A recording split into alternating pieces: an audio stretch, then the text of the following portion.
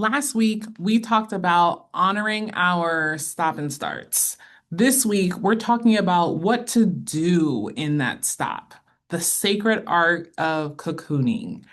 After you make a big, visible, scary move, how do you handle the need to retreat without feeling like you failed? I'm Sable Mensa, and welcome to week two of the Holiday Self-Honoring Challenge, proudly supported by Gifted by FreeFrom and the Network Lorette. I want to talk about cocooning and what it looked like for me. As I mentioned last week, I did the big scary thing. I'm in the midst of a stop. And for me, cocooning looked like vacillating between being obsessed with checking for updates on LinkedIn and in my email, while also being terrified to check. I would literally go from checking my phone constantly to throwing it on my bed, walking out the room because I couldn't handle it. Not as if, the act of doing that made it go away, but it was something that, I honored where I was, and I honored that, sometimes I need to check. And I also honored that sometimes checking could be the most terrifying thing. And so I just kind of let that be. Um, I also, so that's one aspect of what cocooning looked like for me. Another aspect of it is, just sort of recognizing that there is a part of me that, I know why I did the big scary thing, and it's aligned and it's on purpose and it's so for me and the goals and what I want for myself. But there's also a part of me that is clearly terrified. There's a part of me that feels like what I did was so unsafe and so risky and is freaking out and is like, what the hell? Like, there's a part of me that's ringing a five alarm fire. And that part of me thinks that I just did something really unsafe. And she just needs time to sort of catch up and not just catch up. She just needs time to also know that we are okay. And so, how I soothed that part of myself by letting myself stay in bed because, the part of me that thinks it's not okay and is having this freak out, like she really needed to be still and not shushed or not ignored or not put to the corner while I rushed to do other things that are really important. Like she really was like, I don't think she was, I don't want to say like a tantrum because it was valid, but it's like she was kicking and screaming and is like, this this shit is not over until we pause and like you pay attention to me. So I did that. I paused. I stayed in bed. And I'm not quite sure why I chose to do this, but I also I also started watching Wheel of Time and which had been on my to watch list, and I knew it was something that it had been on my to watch list for a while, but it was one of those things on my list where I'm like, I know it's going to require my time and attention, like not this whole multiple screens thing. So I said, you know what? I'm here. I'm in this space. I might as well lean in, fall back or whatever. And so I decided, you know what? I'm going to start watching Wheel of Time. And not only did I choose that, I also decided to start a Blue Sky fan account about, well, many things, but I guess it turned out to be a fan account. But I decided, I'm going to watch the show. And not only that, I'm going to the equivalent of live tweet my reactions to what I'm watching. Because, if I do say so myself, I think I'm kind of funny. And I love watching pop culture. I love analyzing it, and I have lots to say. And I was like, you know what? I wanted to be able to watch the show in a way where I wouldn't not necessarily not feel alone, but I just wanted my thoughts to go into the universe. So that's what I did. And you know what? I had myself a grand old time. I'm I watched season one and two and it took time or whatever. But I started watching Wheel of Time and I started live tweeting my reactions on Blue Sky. And you know what? I had so much fun. Like it was just I just got to do something and create that served no other purpose than giving me joy. And it helped the time pass. And I also noticed that part of me that was like having that tantrum, that was ringing the five alarm fire, got a little calmer every, she just. I don't know. There was something about doing something that was totally unrelated to anything that I'm responsible to do, that I have to do, that soothed that part of me that felt like things are not okay.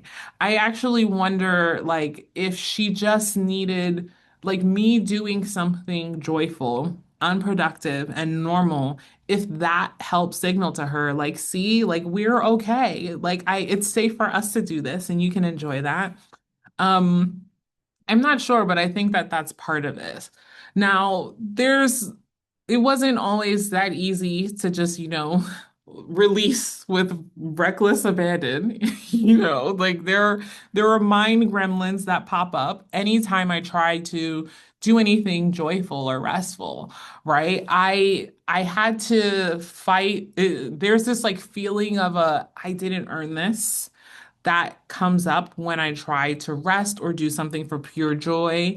And, part of that feeling comes up because, I like to reward or treat myself and incentivize nice things and motivate myself by attaching experiencing things to accomplishing certain things or producing to specific tasks that I need to do that aren't fun, so to speak.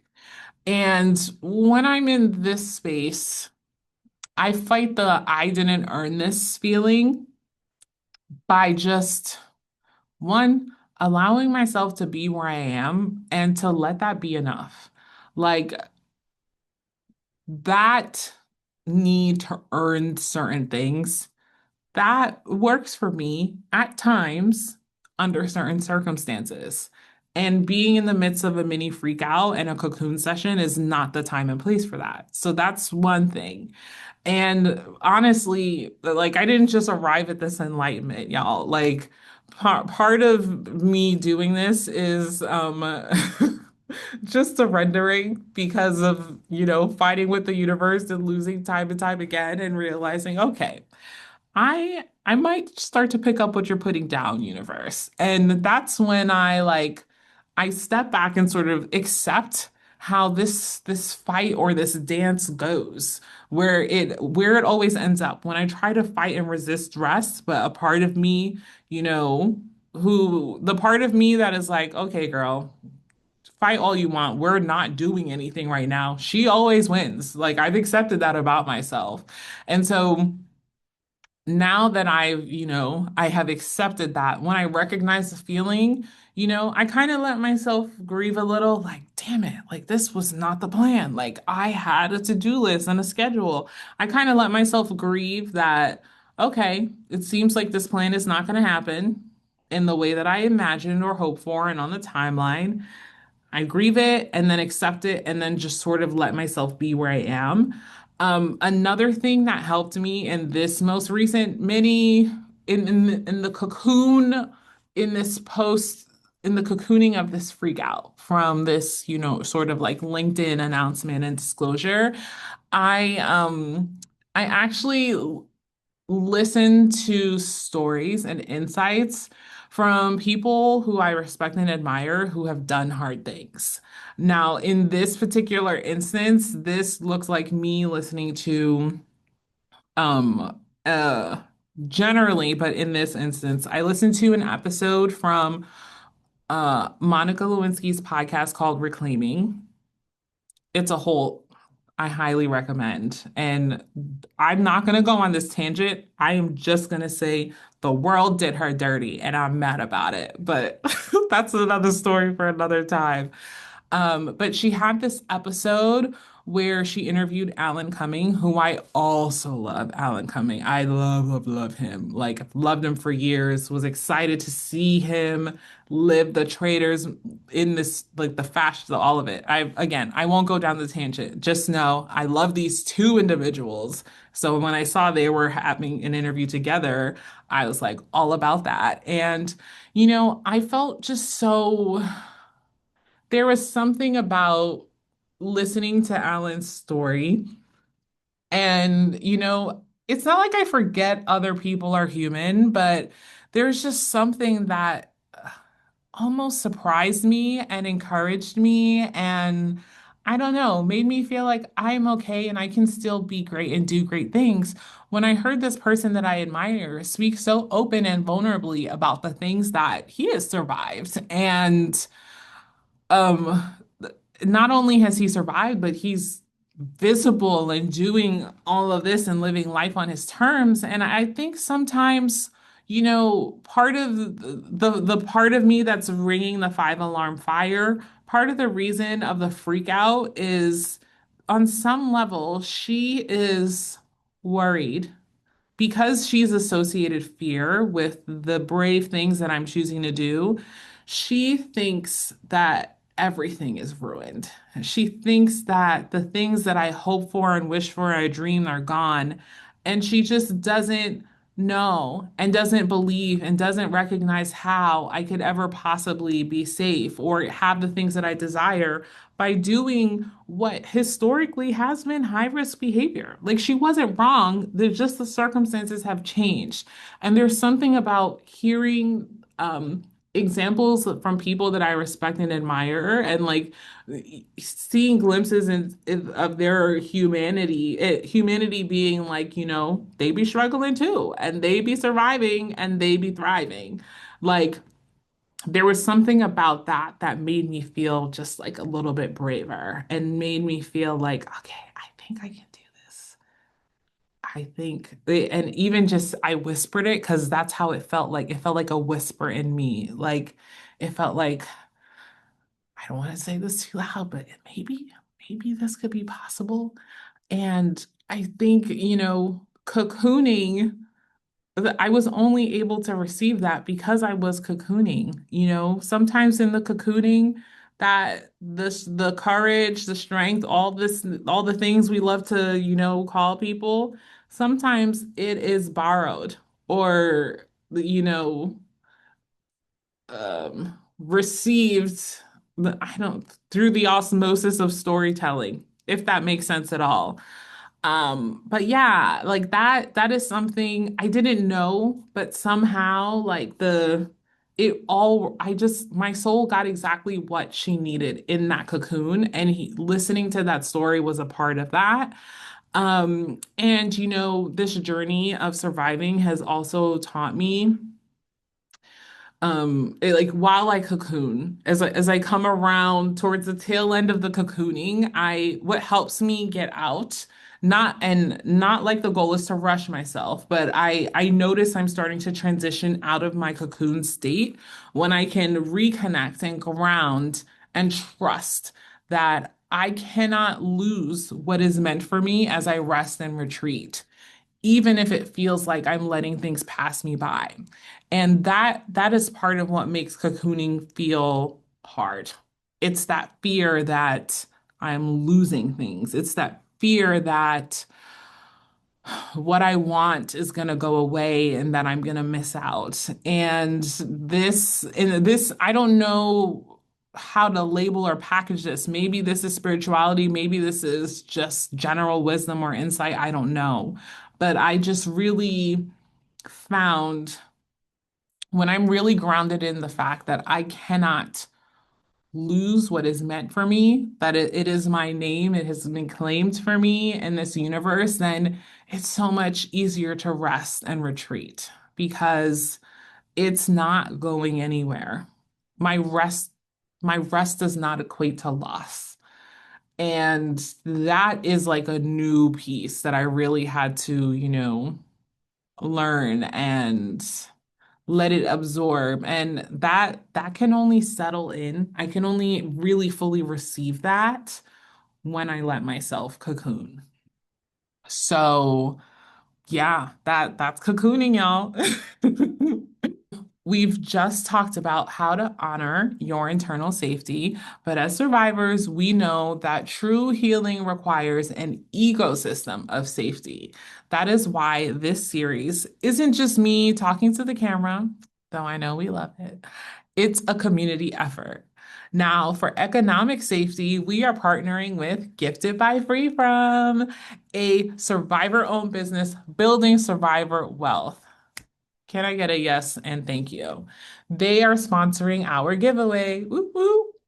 And for crisis and community safety, especially for my LGBTQ poly and king people, I we are lifting up the Network Lared. They provide life-saving hotline and advocacy work that keeps us physically safe. I've linked their donation page below, and if this content has served you, I invite you to support them as they've supported me. Now, let's put this all into practice. I want you to schedule 30 minutes, 30 uninterrupted, consecutive, continuous minutes of unproductive joy this week. Something you don't have to earn. It could be listening to a playlist, watching a comfort show, sitting on the porch, sitting, laying in the grass and staring at the sky, whatever it is, 30 minutes. Your action is to find those 30 minutes for unproductive joy. Let that be enough. And don't forget to leave your safe share in the comments to continue your gifted giveaway entry. Just a reminder, to be entered to win, you'll need to leave a safe share comment on all 4 videos in this challenge by December 31st. Think of it like collecting 4 badges. Once you've commented on all 4, you've officially entered. Your safe share can be a full thought, a single word like cocooning, a single emoji that represents your feeling, like a butterfly or a cocoon or a heart. Every comment is valid and a powerful way to say, I'm here and I'm doing the work and I'm honoring me. Now that we've honored our internal rhythm, next week we're dealing with the external pressure, the holidays. Subscribe because we are talking about how to navigate it all.